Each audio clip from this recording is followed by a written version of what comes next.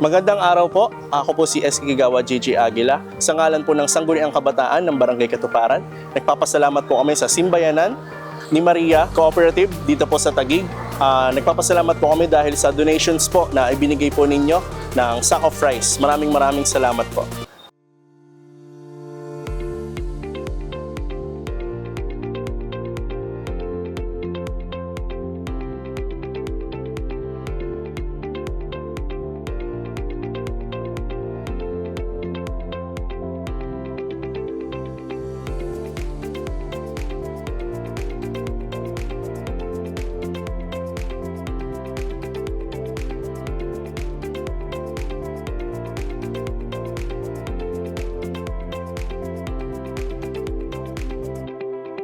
Guardians po sa Philippine Army and sa ating Simbayanan ni Maria Cooperative at sa lahat po na nandito ngayon, especially po sa ating mga church na patuloy po lumalaban na patas kahit sa hirap po ng panahon ngayon at sa hirap po ng buhay. Maraming salamat po. Sana po magustuhan po ninyo ang hanggang po ng Sangguniang Kabataan ng Barangay Katuparan.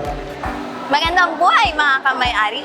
Narito po tayo ngayon sa Barangay Katuparan at kasama po natin ang ating SK Chairman na si Mr. Paul Gonzales upang bigyan po tayo ng pahayag sa kanilang programa na Super Pantry para sa ating mga transportation riders.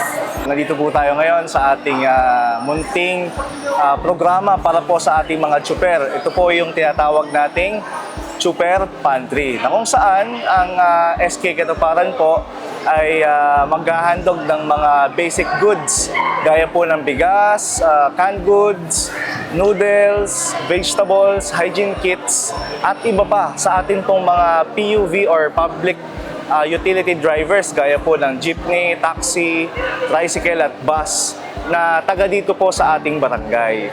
Ang layunin po kung bakit po natin inilunsad ang programa pong ito ay dahil gusto po natin na ipadama at maiparamdam ang atin pong pagmamahal at pagmamalasakit sa atin pong mga kabarangay at mga kababayang mga tsuper. Lalo po ngayon, alam po natin na ang bansa po natin ay humaharap po sa malaking hamon economically dahil po sa kasalukuyang giyera po sa Middle East.